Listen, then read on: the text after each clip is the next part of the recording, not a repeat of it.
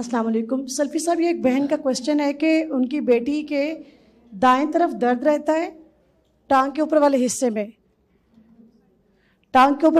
درد رہتا ہے. جب وہ رات کو سونے کے لیے لیٹتی ہیں تو کیفیت ایسی ہے کہ آنکھیں کھلی ہیں لیکن جسم حرکت نہیں کر رہا، اور کچھ دیر یہی ہے کیفیت رہتی ہے، پھر آنکھ کھلتی ہے اور حرکت کرنا شروع ہو جاتی ہیں، اور کپڑوں میں سوراخ ہوتے ہیں کبھی کبھار. یہ تو میں نے کپڑوں کے سوراخ والا تو کامن میں نے بتا دیا نا کہ جن گھروں میں یہ مسئلہ ہو تو یہ ایسا کوشش کریں، سورہ بقرہ والا بھی فارمولہ کریں، اور یہ ربی اعوذ بک من همزات الشیاطین واعوذ بک رب ان یحضرون پڑھیں.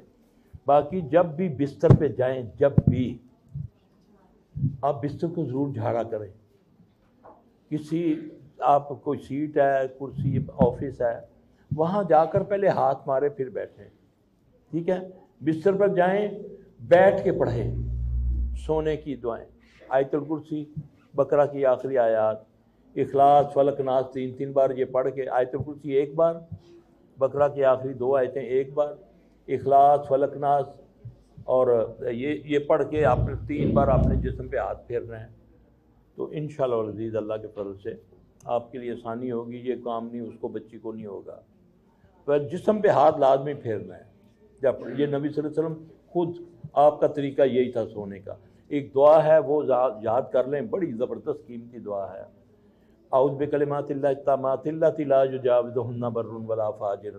یہ اتنی زبردست دعا ہے کہ اللہ کے نبی صلی اللہ علیہ وسلم کی حدیث ہے کہ میں معراج پہ جب جا رہا تھا تو گھاٹیوں سے، پہاڑوں سے اس نے اپنے شریر قسم کے ساتھیوں کو اکٹھا کر کے آگ لے کر مجھ پر حملہ ور ہوا. یہ نبی صلی اللہ علیہ وسلم کی حدیث ہے. تو مجھے جبرائیل نے یہ دعا سکھائی. تو صحابی جو اس کو بیان کرتے ہیں وہ کہتے ہیں اگر اللہ نے مجھے یہ کلمے نہ سکھائے ہوتے تو یہودی مجھ کو جادو سے گدھا بنا دیتے. یہ دعا خود بھی یاد کریں، بچوں کو بھی یاد کرائیں، بڑی زبردست یہ دعا ہے.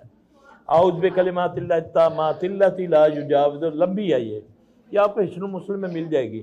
اعوذ بکلمات اللہ التامات اللتی لا یجاوزہن بر ولا فاجر ومن شر ما ینزل من السماء ومن شر ما یعرج فیہا ومن شر ما ذرا من الارض وما یخرج منها ومن شر فتن اللیل والنہار ومن شر طارق اللیل والنہار الا طارق یطرق بخیر یا رحمان.